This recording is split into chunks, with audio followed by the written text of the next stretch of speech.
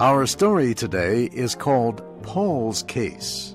It was written by Willa, Cather. Paul's case will be told in two parts. Here is Kay Gallant with part one of the story. Paul hated school. He did not do his homework. He did not like his teachers.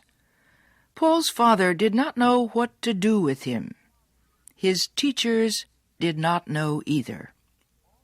One afternoon, all his teachers at Pittsburgh High School met together with him to discuss his case. Paul was late. When he entered the room, his teachers sat waiting for him. He was tall for his age and very thin. His clothes were too small for him, but they were clean. He had a bright red flower in the buttonhole of his black jacket. One of the teachers asked Paul why he had come to the meeting. Paul said politely that he wanted to do better in school. This was a lie. Paul often lied. His teachers began to speak. They had many complaints. One said Paul talked to the other students instead of paying attention to the lessons. Another said Paul always sat in class with his hands covering his eyes. A third teacher said Paul looked out the window instead of looking at her. His teachers attacked him without mercy.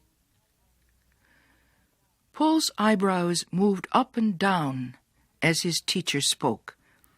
His smile never left his face, but his fingers shook as he touched the flower on his coat. At last the meeting was over. Paul's smile got even wider. He bowed gracefully and left the room. His teachers were angry and confused. The art teacher spoke for all of them when he said there was something about Paul that he didn't understand. "I don't think he really means to be bad," he said. "There's just something wrong with that boy." Then the art teacher remembered one warm afternoon when Paul had fallen asleep in his class. Paul's face was white with thin blue veins under the skin. The boy's face looked tired and lined, like an old man's. His eyebrows moved up and down, even in his sleep. After he left the meeting, Paul ran down the hill from the school, whistling. He was late for his job at the concert hall. Paul was an usher there. He showed people to their seats. He carried messages for them. He brought them their programs with a polite bow. Everyone thought he was a charming boy and the best usher at the hall. When Paul reached the concert hall that evening, he went immediately to the dressing room. About 6 boys were already there. Paul began changing his clothes with excited hands. He loved his green uniform with the gold pockets and design. Paul rushed into the concert hall as soon as he had changed clothes. He ran up and down the hall, helping people. He became more and more excited. His face became pink, and his eyes seemed larger and very bright. He looked almost handsome. At last, everyone was seated. The orchestra began to play, and Paul sat down with a sigh of relief. The music seemed to free something in Paul's spirit. Then a woman came out and began to sing. She had a rich, strong soprano voice. Paul felt truly happy for the first time that day.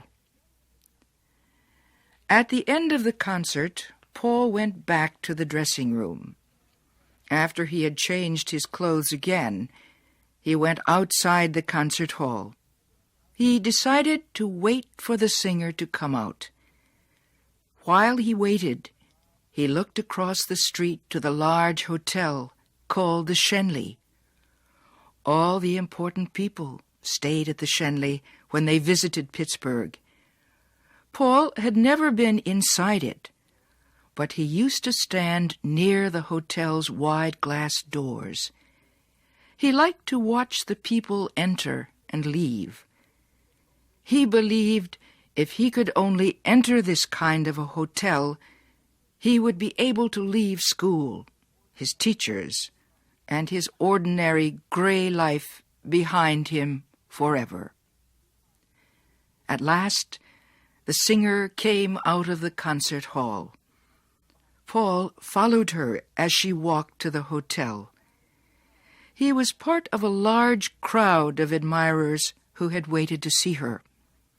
When they all reached the hotel, she turned and waved. Then the doors opened, and she disappeared inside. Paul stared into the hotel as the doors slowly closed.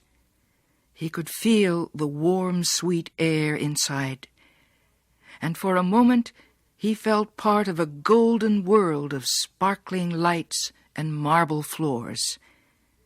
He thought about the mysterious dishes of food being served in the hotel's dining room.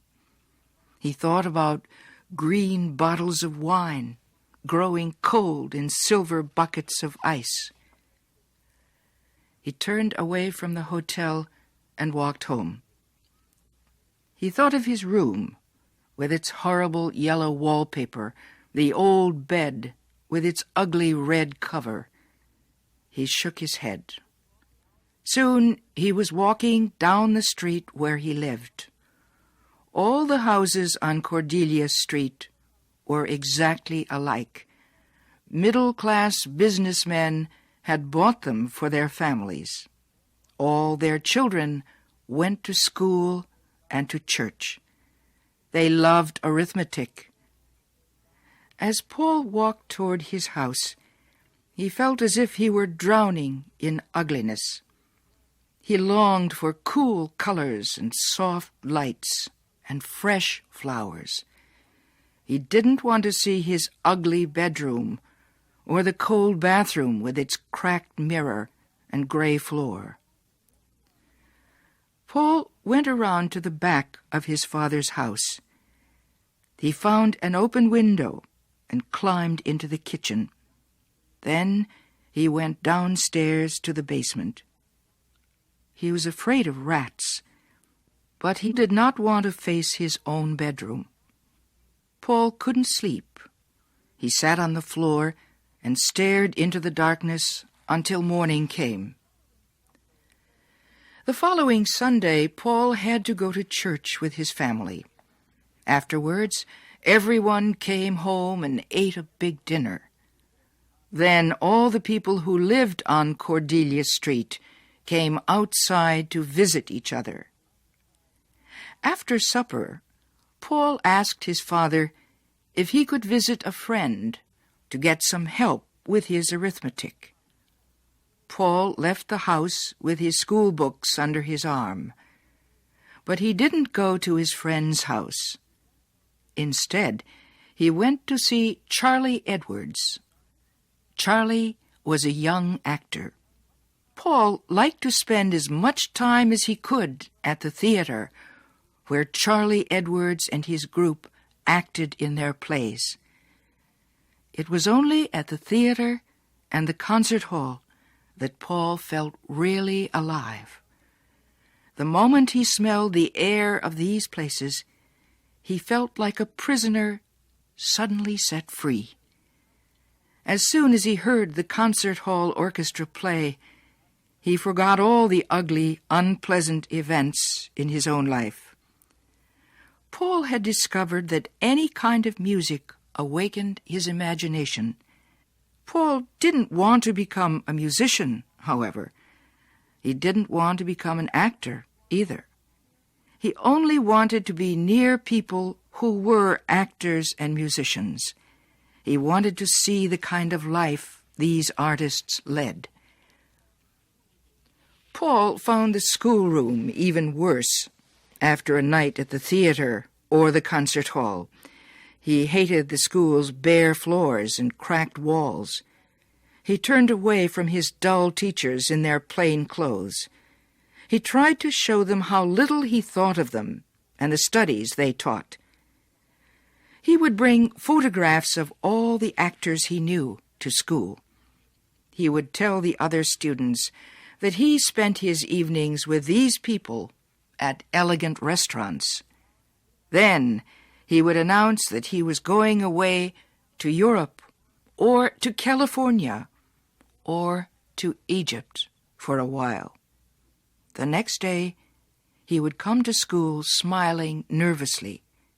His sister was ill, he would say, but he was still planning to make his trip next spring. Paul's problems at school became worse. Even after the meeting with his teachers, things did not get better. He told them he had no time to study grammar and arithmetic. He told them he had to help the actors in the theater. They were old friends of his. Finally, his teachers went to Paul's father. He took Paul out of school and made him get a job. He told the manager at the concert hall that Paul could not work there any more. His father warned the doorman at the theater not to let Paul into the place. And Charlie Edwards promised Paul's father not to see Paul again. All the actors at the theater laughed when they heard about the stories Paul had been telling. The women thought it was funny that Paul had told people he took them out to nice restaurants and sent them flowers. They agreed with the teachers and with his father that Paul's was a bad case.